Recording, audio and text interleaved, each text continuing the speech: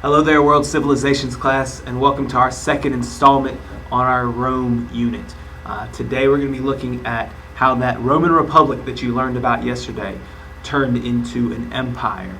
Basically, we're going to see this great society, this great civilization of Rome that is spread throughout the Mediterranean, and see it go through periods of turmoil and civil war until ultimately an emperor and an empire emerge. So our focus questions for our video today: what were the sources of conflict within the Roman Empire? How did the Roman Republic come to an end? And what events led to the establishment of Octavian as Rome's first emperor? Our vocabulary includes Gaul, or what is modern-day France, Triumvirate, the first and second, Julius Caesar, dictator, and of course Octavian, also known as Augustus.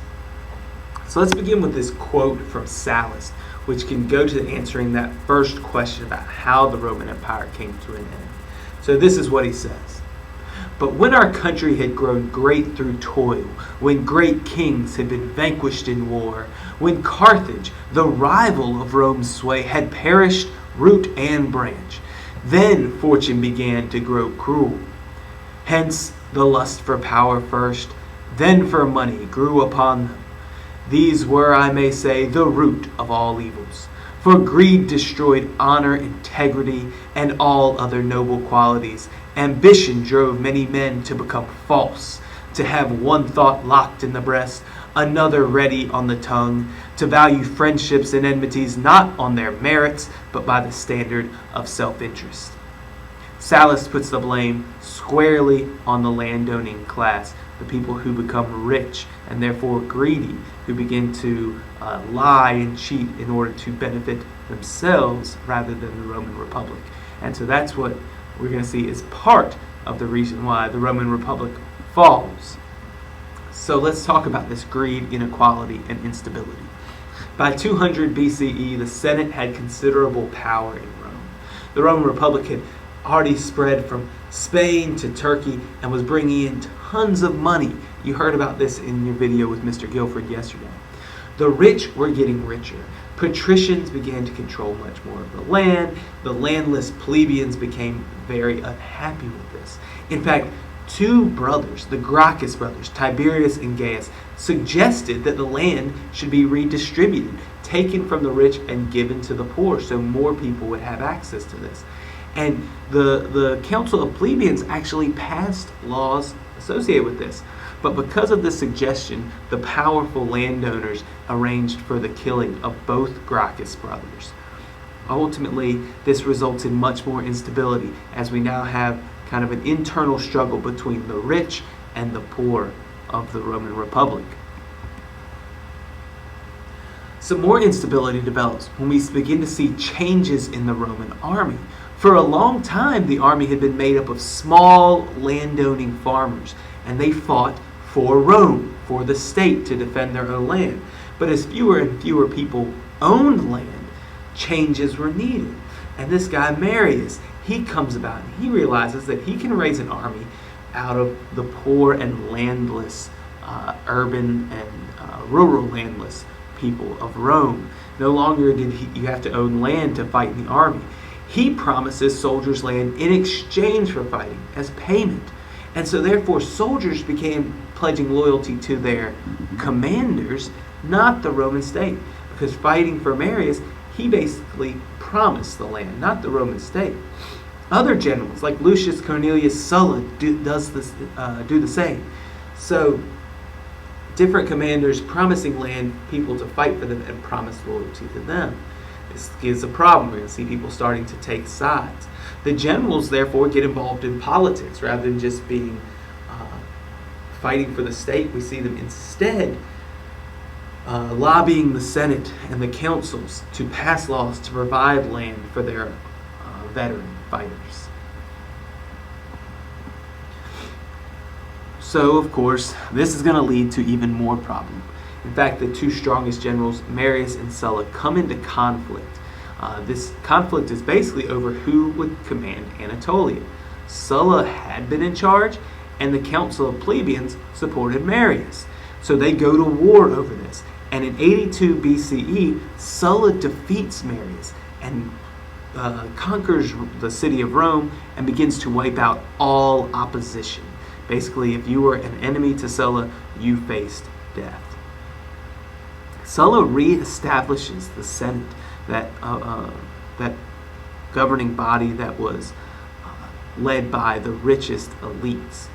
And he tries to restore the Roman Republic back to its glory days. He sees himself as kind of this great person who reestablishes this republic.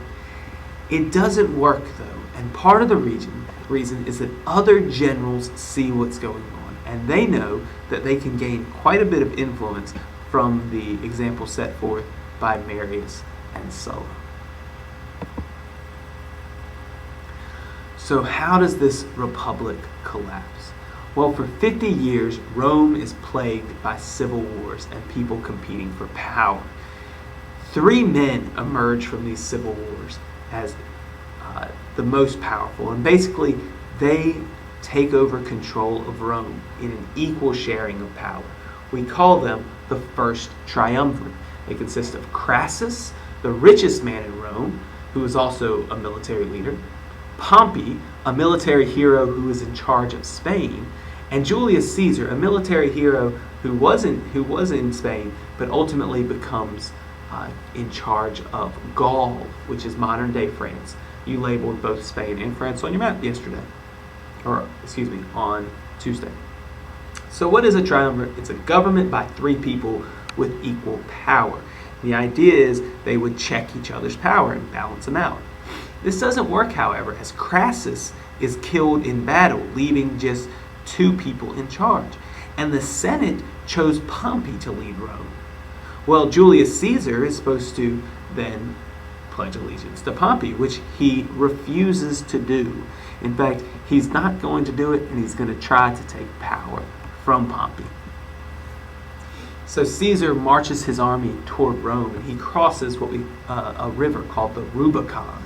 This is actually a fairly common saying today. Crossing the Rubicon means being unable to turn back. Basically, once he had crossed that river, there was no turning back. He was starting a civil war. Caesar then defeats Pompey and his allies and takes complete control of the government.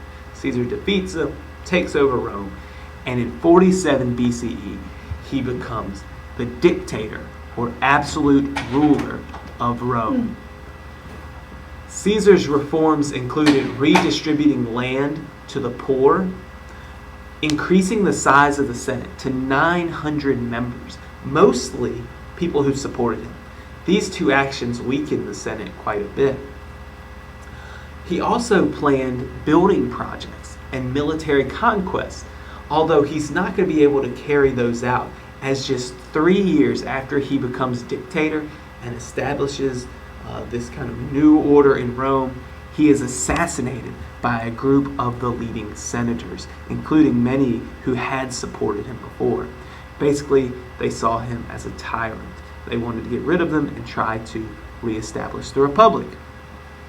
That doesn't necessarily happen, though. A new struggle for power follows Caesar's death. A second triumvirate forms. Basically, these 3 men decide, all right, let's take over, let's figure out what to do here. Here's a problem. They're all associated with Caesar. Octavian was Caesar's heir and nephew. Antony was Caesar's ally and assistant. And Lepidus was one of Caesar's commanders. So these 3 men establish a second triumvirate, but it's going to quickly disappear in favor of Octavian taking power. Basically, Octavian and Antony decide that they're going to take over, and then a civil war, of course, breaks out between their 2 armies. Octavian's army is eventually going to defeat Antony, but not until he has actually set up an alliance with the Egyptians. So he allies himself with the Egyptians, which actually had as their queen Cleopatra. So this is where she comes into the picture. Octavian comes in, basically crushing Antony's army all the way into Egypt, taking over. Antony commits suicide. Cleopatra, his love, commits suicide as well. and by age 32, Octavian stands supreme. He is, like Caesar was before him, in charge of the Roman world. Now, where does this lead us? Well, from republic to empire. Octavian takes complete control of Rome, and he officially ends the Roman Republic. Beginning in 31 BC and lasting for 45 years, he rules as an emperor. This term actually comes from a Latin term meaning the commander-in-chief, but basically he had absolute control. He does establish a small senate, we will see tomorrow, but they really have not much power at all in comparison to Augustus. This ushers in the age of Augustus. Octavian also goes by this name, Augustus. So if you hear both, just know where that's coming from. And it ushers in, of course, the Roman Empire. Tomorrow we're going to see exactly what happens under the rule of Augustus or Octavian, and also have an idea of what emperors after Augustus looked like and what they did. There were some pretty good ones and some pretty bad ones. Augustus himself leaves quite big shoes to fill, as his legacy is fairly good. So what are our goals for this video? Make sure that you can answer these questions. Make sure that you have this vocabulary in your digital notebook for Triumvirate. Make sure that you define that term and also know the difference between the first and second Triumvirate. That's all for tonight. Have a good one. We'll see you in class tomorrow, where we will discuss this movement from republic to empire a little bit more.